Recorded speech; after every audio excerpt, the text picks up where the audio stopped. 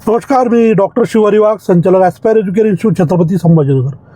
विद्यार्थी मित्रांनो, जे विद्यार्थी 12th ॲपियर आहेत किंवा रिपीटर्स आहेत, ज्यांचं भविष्यामध्ये मेडिकलला प्रवेश घेण्याचं स्वप्न आहे, तर अशा मुलांच्या दृष्टीनं नीट ॲप्लिकेशन फॉर्म कधी सुरू होणार याबाबत अतिशय आतुरतेनं ते वाट पाहत होते.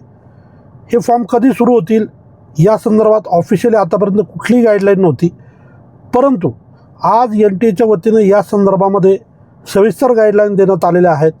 त्यामुळे ज्या विद्यार्थ्यांना 2026-27मध्ये मेडिकल प्रवेश प्रक्रियेमध्ये जायचं असेल, जे ऑलरेडी नीटची तयारी करतायत, मग ते फ्रेशर्स असतील किंवा रिपीटर्स असतील, तर अशा सगळ्या विद्यार्थ्यांच्या दृष्टीनं एक अतिशय महत्त्वाची नोटीस NTAनं पब्लिश केलेली आहे.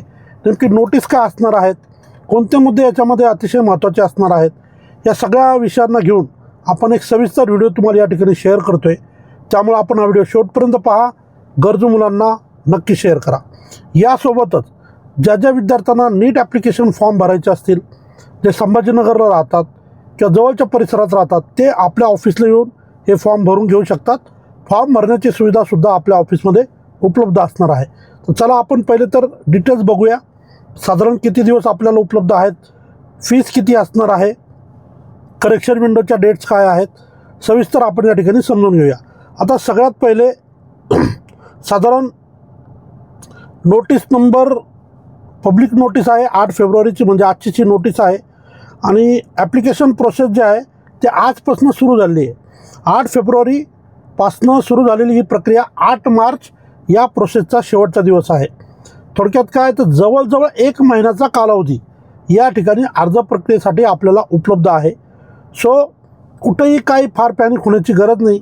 आता आज पहिला दिवस आहे, तर आजच मी नेटिव्ह प्लेसला आहे, माझ्या गावी आलेलो आहे.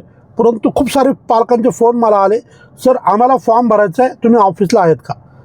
तर इतकी घाई करायची नाही आहे, कारण अगदी सुरुवात आहे. सगळ्या गोष्टी समोर यायला, समजून घ्यायला वेळ लागतो. त्यामुळं जे काय पालकांचे आज फोन आलेले त्यांना मी सांगितलं, सर आपण उद्या भेटूया किंवा उद्या तुम्ही ऑफिसला या आणि मग आपण फॉर्म भरूया. परंतु गडबड आपण करू नका, कारण फॉर्म भरणं हे अतिशय महत्त्वाचा पार्ट आहे. ही खरी म्हणजे पहिली पायरी आहे. इथं जर काही मिस्टेक झाल्या, चुका झाल्या, तर अननेसेसरी विद्यार्थी प्रेशर घेतो आणि नंतरच्या टप्प्यामध्ये त्याचा परीक्षेवर परिणाम होतो किंवा आपल्याला हॉल तिकीट मिळेल का, त्याच्या तयारीवर त्याचा परिणाम होतो आणि अननेसेसरी विनाकारण पॅनिक सिच्युएशन क्रिएट होते. त्यामुळे कुणीही घाई करू नका, रिलॅक्स पद्धतीनं आपल्याला हे फॉर्म भरायला वेळ उपलब्ध आहे. तर जवळजवळ 8 फेब्रुवारी ते 8 मार्च हा ड्युरेशन आपल्याला उपलब्ध आहे.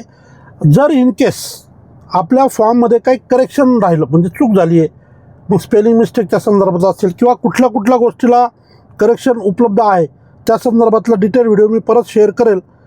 परंतु करेक्शन विंडोसुद्धा त्या ठिकाणी उपलब्ध आहे. त्याची डेट असणार आहे 10 मार्चपासून 12 मार्च, म्हणजे ऑलमोस्ट 3 दिवस त्या ठिकाणी तुम्हाला करेक्शनसाठी उपलब्ध आहेत. तर शक्यतो फॉर्मच अशा पद्धतीनं आपला भरला जावा की ज्यामध्ये परत आपल्याला करेक्शन करायची वेळ येऊ नये, म्हणून काळजीपूर्वक सगळ्या गोष्टी बारकाईनं पाहून आपण फॉर्म त्या ठिकाणी भरला पाहिजे. आता फीसचा जर विषय विचारात घेतला, तर साधारण जनरल कॅटेगरीला जवळजवळ 1700 रुपये फीस त्या ठिकाणी आहे.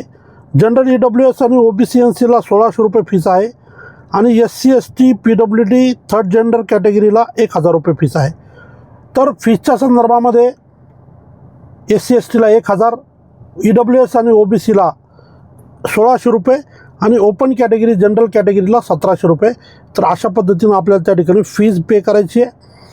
आणि यानंतर बाकीचे जे काही गाईडलाईन असतील, हॉल तिकीट कधी उपलब्ध होतील किंवा काय, तर या संदर्भात टाईम टू टाईम सगळे NTA आपल्याला डिटेल्स उपलब्ध होत राहतील. आता हे सगळं झाल्यानंतर विद्यार्थी पालकांचा पहिला प्रश्न येतो, डॉक्युमेंट्स कुठले लागतील फॉर्म भरायला. तर एक टेंटेटिव्ह सांगतो, एखाद दुसरा डॉक्युमेंट याच्यामध्ये प्लस मायनस होऊ शकेल. पासपोर्ट साईज फोटोग्राफ सगळ्यांचा लागेल, जो की आपल्याकडं आता काढलेला असावा. काढलेला नसेल तर व्हाईट बॅकग्राऊंडवर कलर फोटोग्राफ्स आपण काढून ठेवा. 3.5 बाय 4.5 3.5 बाय 4.5 सेंटीमीटरची ती साईज असते. एक पोस्टकार्ड साईजचा फोटोसुद्धा आपण काढून ठेवा. तो आत्ता लागणार नाही, पण तो हॉल तिकीटला आपल्याला लावावा लागतो. त्यानंतर स्टुडंट सिग्नेचर लागेल, जे आपली रेग्युलर सिग्नेचर आहे ती लागेल.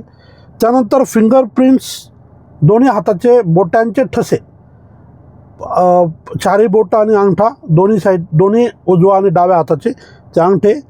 त्यानंतर 10वीचं बोर्ड सर्टिफिकेट CBSEच्या विद्यार्थ्यांच्या संदर्भात किंवा ICSEच्या संदर्भामध्ये तुमचं जे स्टेटमेंट ऑफ मार्क्स आहे हेच तुमचं मूळ डॉक्युमेंट आहे.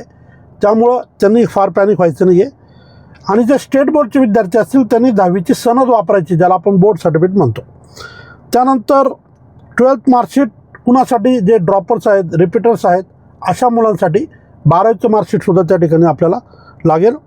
त्यानंतर फोटो ID प्रूफमध्ये तुम्हाला आधार कार्ड, तुमचं पॅन कार्ड, बँक पासबुक हे जे काय ऑप्शन्स असतात नेहमीप्रमाणे ते सगळे उपलब्ध असतील. आणि ॲड्रेस प्रूफसाठी तुम्ही तुमचं आधार कार्ड त्या ठिकाणी वापरू शकता.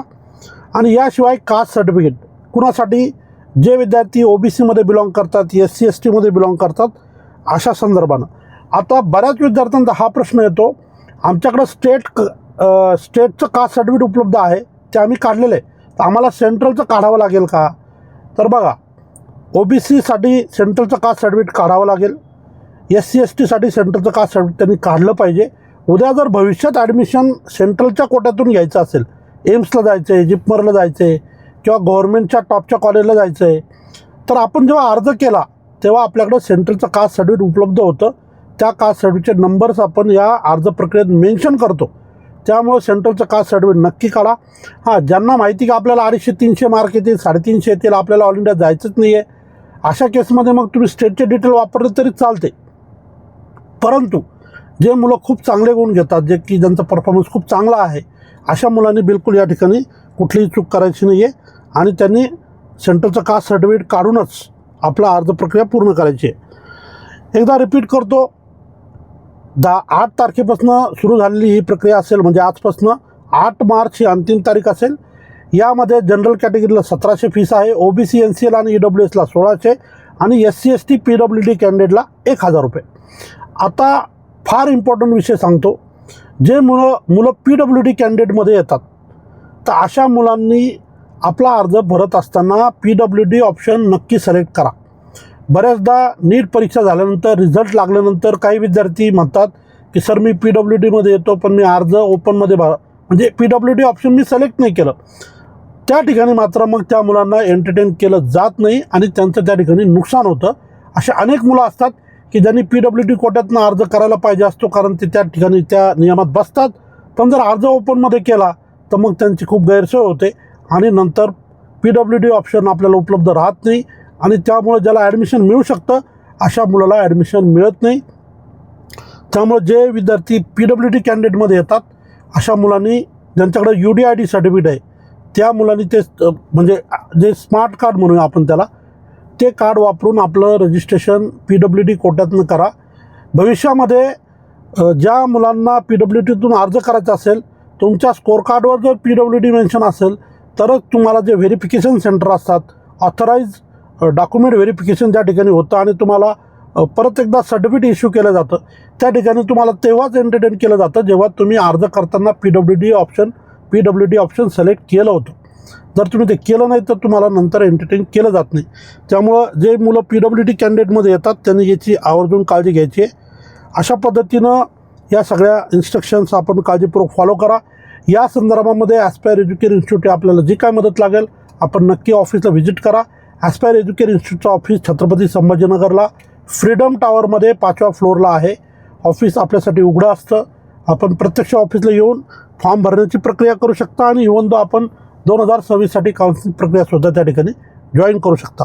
सो जे कोणी इच्छुक असतील त्यांनी या सगळ्या सुविधेचा लाभ घ्यावा आणि दिलेल्या इन्स्ट्रक्शनप्रमाणे आपल्या ॲप्लिकेशन फॉर्मची प्रक्रिया पूर्ण करावी. हा एक महत्त्वाचा विषय तुम्हाला या ठिकाणी सांगतो आणि थांबतो. या संदर्भातला परत एक सविस्तर व्हिडिओ मी उद्या पोस्ट करेल. आज गावी असल्यामुळं गाडीत बसूनच हा व्हिडिओ मी तुमच्यासाठी शेअर केलेला आहे. गरजू मुलांना हा व्हिडिओ आपण नक्की शेअर करा. या ठिकाणी थांबतो. धन्यवाद.